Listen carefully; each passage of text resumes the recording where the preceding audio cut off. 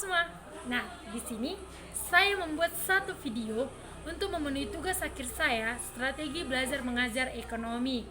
Nah, sebelum saya memulai prakteknya, perkenalkan, nama saya Natalia Sri Fitri Sitinja, NPM 18010600013, Prodi Pendidikan Ekonomi, Fakultas Keguruan dan Ilmu Pendidikan, Universitas HKBP Nomensen Pematang Siantar. Nah, teman-teman, di sini saya memilih satu topik dari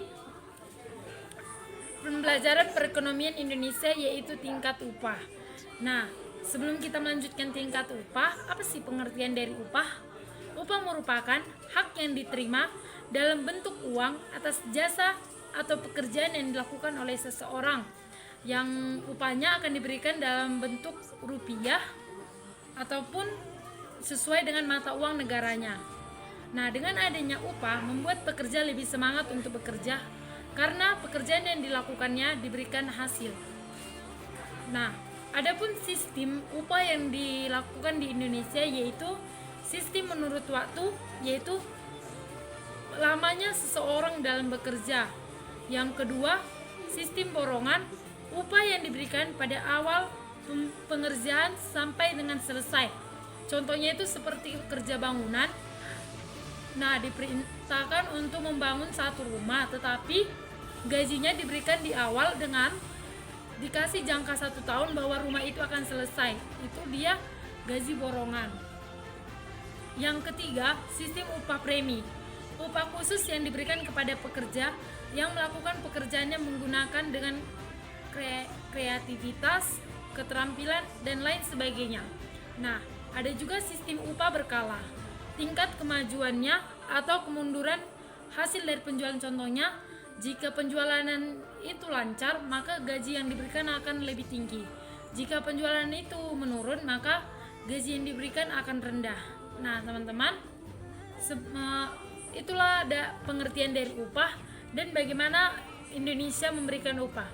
Nah, dari media yang saya gunakan yaitu buku paket perekonomian Indonesia, penerbit dari Dumeiri, bahwa tingkat upah tertinggi bagi pekerja yang berstatus karyawan atau buruh adalah di sektor pertambangan.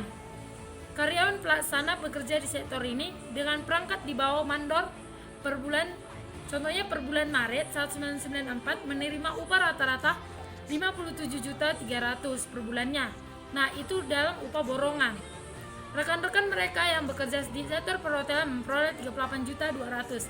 Nah, itu contoh dari upah borongan yang diberikan di saat awal dalam membangun kantor yang diberikan kepada mandornya dan membangun sebuah hotel. Sedangkan yang bekerja di sektor industri pengelolaan hanya menerima upah rata-rata 32 juta per bulannya. Tingkat upah para pekerja Indonesia, khususnya pekerja rendahan atau buruh kasar, sangatlah rendah. Hal itu bisa diukur dengan membandingkan terhadap kebutuhan visi minimum, upah rata-rata maksimum dan minimum di berbagai sektor pada tahun 1991 sampai 1993 ribuan rupiah per bulan. Nah, jika teman-teman mau tahu, bisa dilihat dari buku paket perekonomian Indonesia Dumeiri, halaman 85. Di situ telah dijelaskan berapa rata-rata maksimum dan minimum di berbagai sektor. Nah, selanjutnya,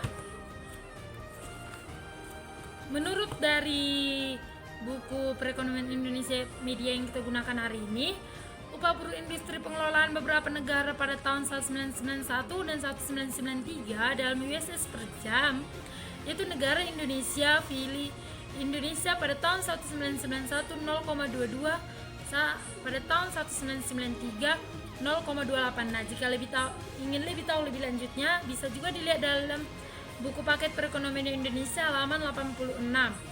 Nah, teman-teman, buat teman-teman yang kurang tahu tentang tingkat upah ataupun apa itu upah, bisa ditanyakan kepada saya. Jika ada kesalahan saya tadi dalam menjelaskan, mohon dimaafkan karena tanpa teman-teman saya tidak akan sempurna. Terima kasih.